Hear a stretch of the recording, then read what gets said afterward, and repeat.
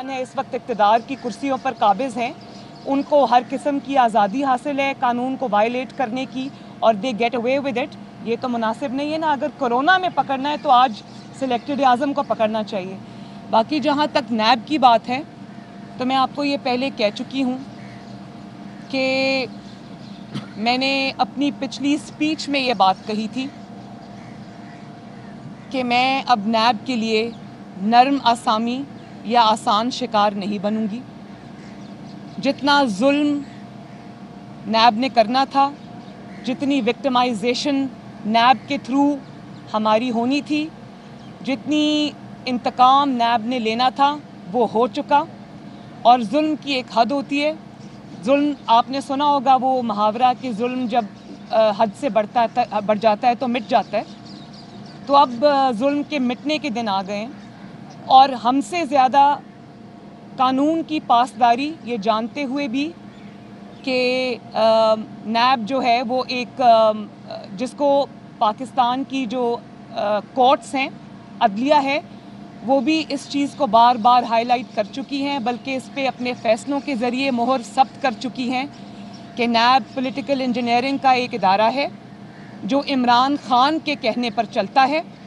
और इमरान खान की मदद के लिए आता है जब इमरान खान को मदद दरकार होती है। अगर उसके किसी ओपोनेंट को चुप कराना हो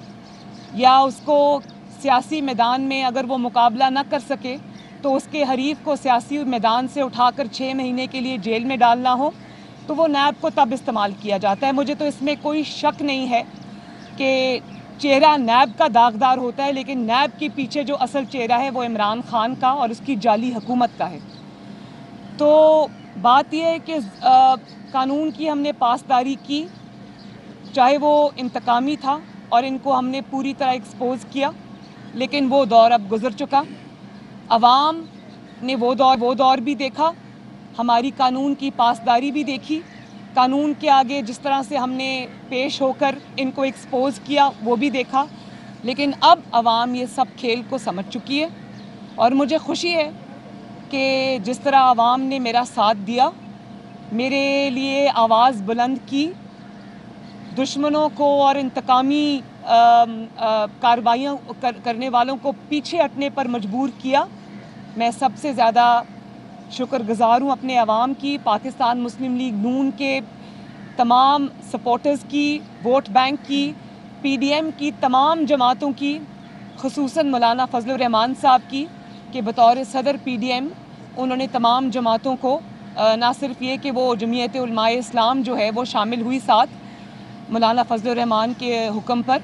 बल्कि बाकी तमाम जमातें भी मेरे साथ इजहार यकजहती के लिए आईं। तो मैं तमाम जमातों के जितने भी मेरे जो कॉलीग्स हैं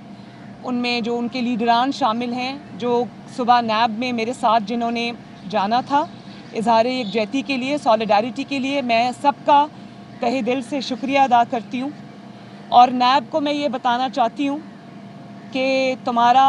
इंतकाम का दौर अब गुजर गया, तुम्हारे चेहरे लोगों ने पहचान लिए। तुम जितनी मर्ज़ी प्रेस रिलीज़ेस इशू करो कि तुम इसको सियासी इदारा ना समझा जाए, पूरी दुनिया जानती है कि ना सिर्फ ये कि तुम सियासी इदारा हो, तुम एक इंतकामी इदारा हो। और जब जब तुम्हारा मालिक इमरान खान मुश्किल में आता है तुम उसकी मदद के लिए पहुंचते हो और उसकी मदद करने की कोशिश करते हो। लेकिन अब ये सब हथकंडे नाकाम हो गए, लोगों में शऊर आ गया, लोग खड़े हो गए। और मैं ये भी बताना चाहती हूँ कि जिस भी केस के अंदर मुझे बुलाया गया उसमें मैं 50 दिन, तकरीबन 50 दिन, 46, 47 या 48 डेज़ मैं नैब में रहकर, 48 डेज़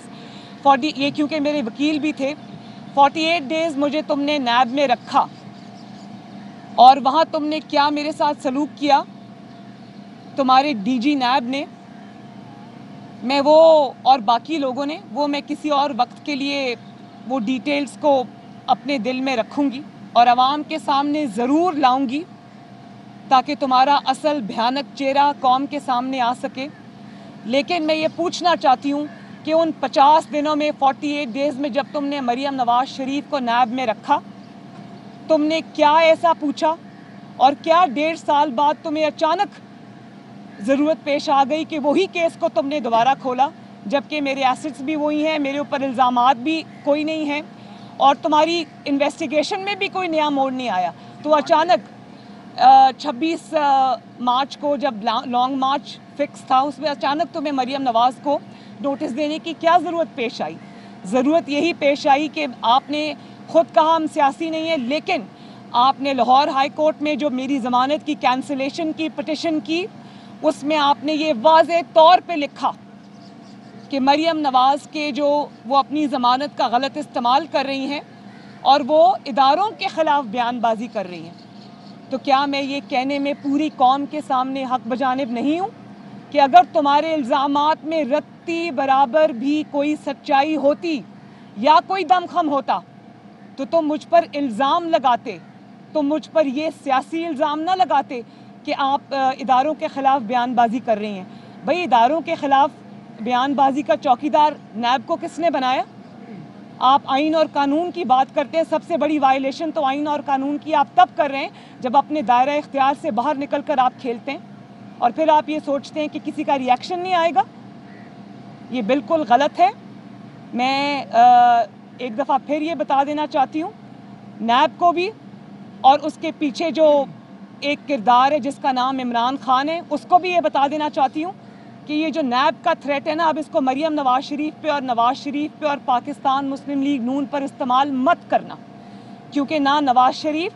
نہ مریم نواز, نہ پاکستان مسلم لیگ نون تمہاری نیب سے ڈرتی ہے, نہ وہ تمہاری جیلوں سے ڈرتی ہے, نہ وہ تمہارے انتقام سے ڈرتی ہے. ہم نے سر اٹھا کر الحمدللہ تکلیفیں برداشت کر کے تمہارے انتقام کا سامنا کیا, اور اللہ تعالیٰ نے ہمیں عوام کی نظر میں سرخرو کیا. اب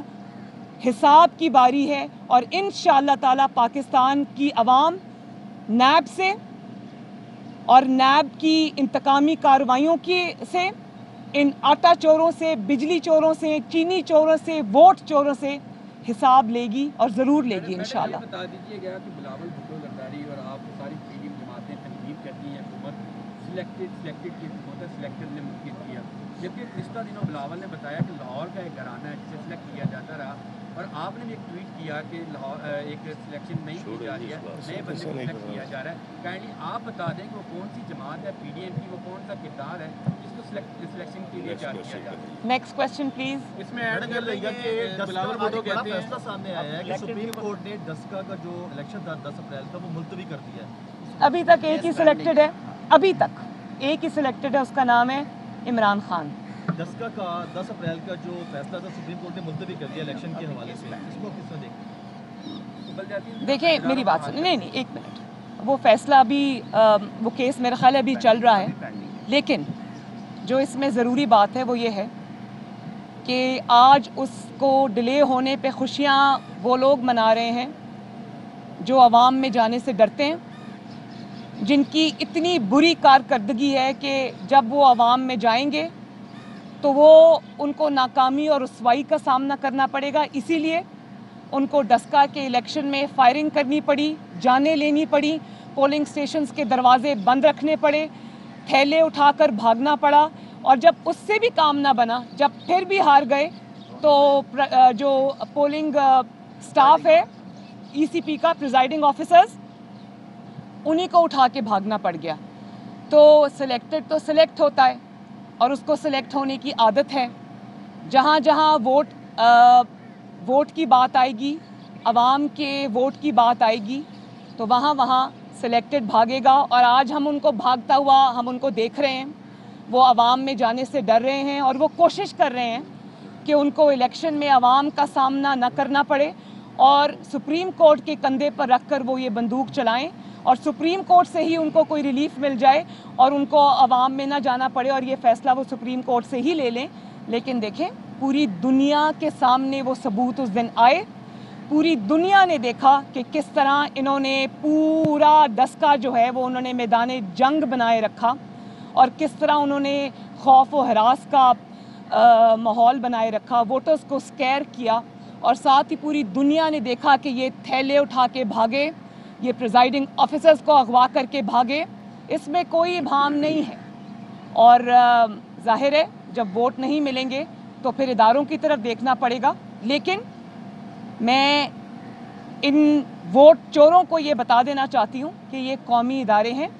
ये हमारे इदारे हैं, ये पाकिस्तान के इदारे हैं। ये तुम्हारी वोट चोरी में तुम्हें इनकी तरफ नहीं देखना चाहिए। हिम्मत है तो नवाज शरीफ और मुस्लिम लीग नून का मैदान में आके मुकाबला करो। मैदान